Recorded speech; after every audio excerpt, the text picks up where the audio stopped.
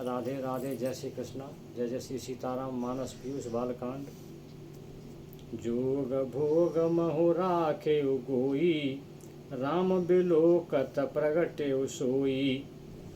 बाबा तुलसीदास जी कह रहे हैं कि महाराज जनक का भगवान राम में इतना प्रेम था कि जोग भोग महु राखे गोई। वो गुप्त रूप से रहती थी, गुप्त प्रेम था उनका, जोग में था, भोग में भी था। लोगों को ऐसा लगता था कि इनका भोग में बड़ा प्रेम है, इनको अच्छा खाना पसंद है, अच्छा पहनना पसंद है। जोगियों को ये लगता था कि इनका युग में ये बड़े उच्चकोटि के योगी हैं, जो इस ब्रह्म में रहते थे।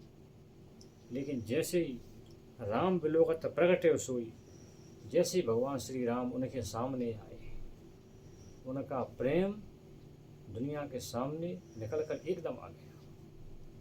तब सबको समझ में आया कि ये भोगी नहीं है, ये योगी भी नहीं है, ये प्रेम लक्षणा भक्ति करते हैं भगवान की।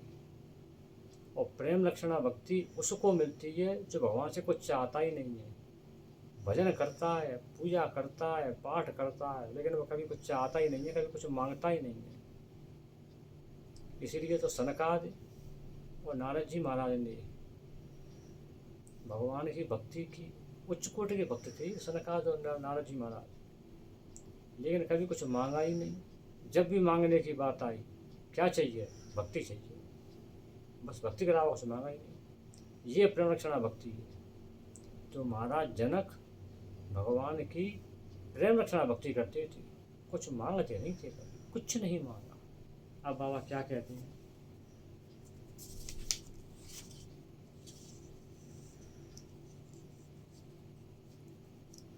प्रणवो प्रथम भरत के चरना, जासु नेम व्रत जाए न भरना। बाबा ने सबकी वंदना कर ली। अब बाबा भरत जी महाराज पर आ गए। भगवान के भाइयों में सबसे पहले बाबा ने भरत जी की वंदना की। और क्या की? भरत जी के चरणों की वंदना की कि प्रणव प्रथम भरत के चरण। भरत जी का भगवान के प्रति जो प्रेम है, जो विश्वास है, जो उनका नियम है, उसका कोई वर्णन नहीं कर सकता। भगवान के इतने प्रेमी हैं भरत जी। दुनिया में किसी ने भगवान के चरणों से प्रेम किया होगा, भगवान से प्रेम किया होगा, लेकिन उन्होंने भगवान की चरण पादुकाओं से प्रेम किया। उन चरण पादुकाओं को भगवान का आशीर्वाद मानकर, भगवान का प्रसाद मानकर और उनका पूजन किया। 14 वर्ष तक उनकी सेवा करते रहे। ये भरत जी का प्रेम था। तो बाबा ने सबसे पहले भरत जी की वंदना की भाइयों में। भरत जी को महत्व दिया। सबसे पहले वंदना भरत जी की। मतलब बाबा आज प्रेम लक्षणा भक्ति पर व्याख्या कर रहे हैं। भरत जी भी महाराज जनक की तरह प्रेम लक्षणा भक्ति करते थे। वो कुछ मांगते नहीं थे।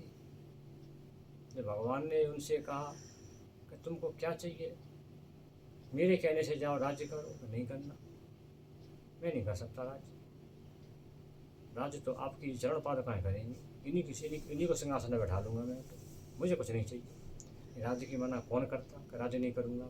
सत्ता की लड़ाई तो हर जगह हो ही रही थी, लेकिन नहीं, उनको सत्ता नहीं चाहिए थी, उनको भगवान का प्रेम चाहिए था। ऐसे भक्त शिरोमणि के भगवान से कभी कुछ मांगा ही नहीं। इसी प्रकार जनक जी महाराज ने भगवान से कभी कुछ मांगा ही नहीं, नारद जी ने कभी कुछ मांगा ही नहीं, सनकादि ने कभी कुछ मांगा ही नहीं। ऐसे ऐसे भक्त हुए। तो बाबा का कहने का मतलब ये है कि मैं भरत जी की वंदना कर रहा हूँ, महाराज जनक की वंदना कर रहा हूँ, इसलिए कर रहा हूँ कि ये भगवान के गुप्त प्रेमी हैं। इन्होंने गुप्त रूप से भगवान की सेवा की है, किसी को दिखाया नहीं है, किसी के सामने अपनी सेवा का प्रदर्शन नहीं किया है, तो भगवान के चरणों की सेवा की है।